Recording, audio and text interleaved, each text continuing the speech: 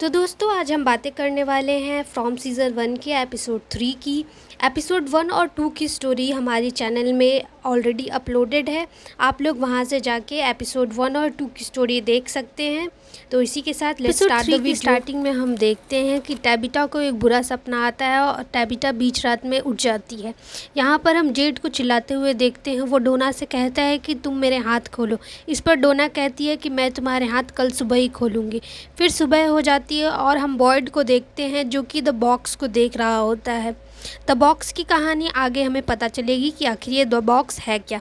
यहाँ पर हम फ्रैंक को देखते हैं जिसकी बीवी और बेटी का कत्ल एक रात पहले हो चुका होता है। नेक्स्ट सीन में हम डोना को जेड से बातें करते हुए देखते हैं। डोना जेड को बताती है कि आखिर किस तरीके से मॉन्स्टर्स रात में आते हैं और उन्हें अपने घरों और दरवाज़ों पर एक टालिस्म लगाना रहता है जिसकी वजह से मॉन्स्टर्स अंदर नहीं आए। जेड ये सब सुनकर बहुत ही ज़्यादा हंसता है और वो कहता है कि ये लोग काफ़ी अच्छी एक्टिंग करते हैं और उन्हें उनकी बातों पर भरोसा नहीं है। जेड कहता है कि उसे पजल सुलझाना बहुत ही अच्छा लगता है और वो लोग उसके साथ कोई मजाक ना करें क्योंकि वो एक बहुत ही अमीर बाप का बेटा है और वो किसी को नहीं छोड़ेगा। इतना कहकर जेड बाहर चला जाता है। यहाँ पे हम देखते हैं कि जेड बोलता है कि मैं गांव का एक टूर लेकर आता हूँ और जेड गांव में घूमने लगता है। नेक्स्ट सीन में हम ईथन को देखते हैं। यहाँ ईथन फिर से उस बच्चे से बातें कर रहा होता है। तभी उसकी माँ जूली वहाँ आ जाती है और कहती है कि तुम्हारे लिए नाश्ता बन चुका है, तुम नाश्ता खा लो। नेक्स्ट सीन हम डाइनर का देखते हैं जहाँ पे मिस्टर ल्यू की पत्नी खाना बना रही होती है। मिसेस ल्यू ही डाइनर को चलाती हैं। मिसेस ल्यू का बेटा यहाँ पे आता है और कहता है कि माँ आप कुछ आराम कर लो, लेकिन मिसेस ल्यू कहती हैं कि मुझे आराम की कोई ज़रूरत नहीं है। तभी वहाँ पे सैरा भी आ जाती है। नेक्स्ट सीन में हम विक्टर को देखते हैं जो कि कुछ पजल सॉल्व कर रहा होता है। यहाँ पर जूली उदास खड़ी रहती है। तभी वहाँ पे फातिमा आती है और कहती है कि क्या तुम बेरीज़ खाना चाहती हो। इस पर जूली कहती है कि नहीं, मुझे बेरीज़ नहीं चाहिए। इधर जिम कारावैन से अपना सामान लेकर वापस आता है और ईथन को पढ़ने के लिए उसकी बुक्स देता है। तभी वहाँ पे डोना आती है और कहती है कि आज चूजिंग डे है और चूजिंग सेरेमनी में आप लोगों को आना पड़ेगा। इस पर जिम पूछता है चूजिंग सेरेमनी क्या है, तो डोना कहती है कि फ़ादर खत्री आपको उसके बारे में बताएंगे। तभी वहाँ फ़ादर खत्री आते हैं और वो बताते हैं कि चूजिंग का मतलब है जब भी कोई नया आदमी इस टाउन में आता है तो उसे चूज़ करना रहता है कि वो कॉलोनी हाउस में रहेगा या फिर टाउन में बने हुए घरों में रहेगा। इसे ही वो लोग चूजिंग हाउस कहते हैं या फिर चूजिंग डे। इधर जेड डाइनर में लोगों का बहुत मजाक उड़ाता है और कहता है कि तुम लोग बहुत ही अच्छी एक्टिंग कर लेते हो।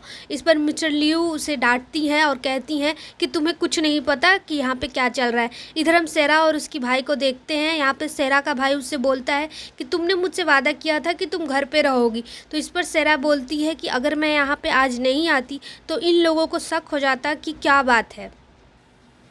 इधर हम देखते हैं कि जिम और टैबिटा टाउन में घूम रहे होते हैं और फादर खत्री उन्हें टाउन के घर दिखा रहे होते हैं। तभी उन लोगों को बॉक्स दिखाई पड़ता है। टैबिटा पूछती है कि ये बॉक्स क्या है, तो इस पर फादर खत्री उसे समझाते हैं कि ये बॉक्स उनके टाउन का एक रूल है। जब भी कोई इंसान इस रूल को तोड़ता है उसे एक रात इस बॉक्स में रहना पड़ता है। तो इस पे जिम कहता है लेकिन उसके पास वो टैलिस्म तो रहता ही होगा ना। तो इस पे फादर खत्री बोलते हैं कि नहीं, उसके पास वो टैलिस्म नहीं रहता है, उसे बिना टैलिस्म के एक रात इस बॉक्स के अंदर रहना पड़ता है। यही इस टाउन की इकलौती सज़ा है। फादर खत्री जिम और टैबिटा को उसी घर में ले जाते हैं जहाँ पे मेगन और उसकी माँ का कत्ल हुआ रहता है। तो टैबिटा कहती है कि ये एक सुसाइड है, मैं ऐसे घर में नहीं रह सकती। इस पर जिम टैबिटा को समझाने की कोशिश करता है कि उन लोगों के पास कोई और ऑप्शन नहीं है, उन्हें इस घर में रहना ही पड़ेगा। टैबिटा रहना तो नहीं चाहती है लेकिन वो जिम की बातें मान जाती है।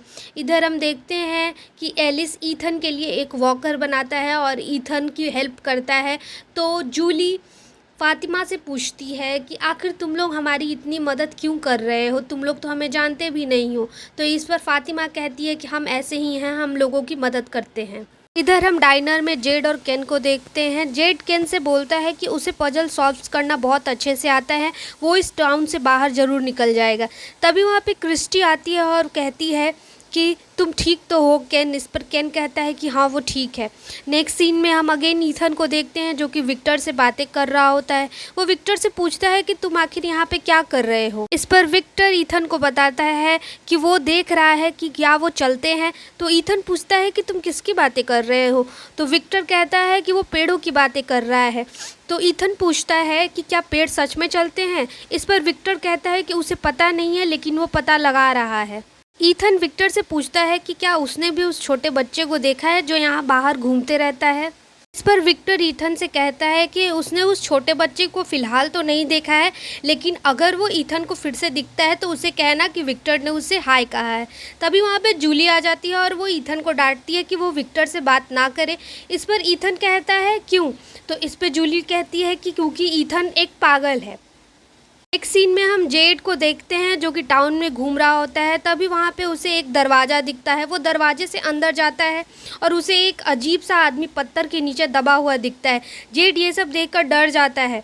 जैसे ही वो फिर से अपनी आंखें खोलता है तो वो आदमी गायब हो जाता है। जेड को लगता है कि वो कुछ सोच रहा है या फिर वो हेलुसिनेट कर रहा है और सीन फिर से बॉयड पे शिफ्ट हो जाती है।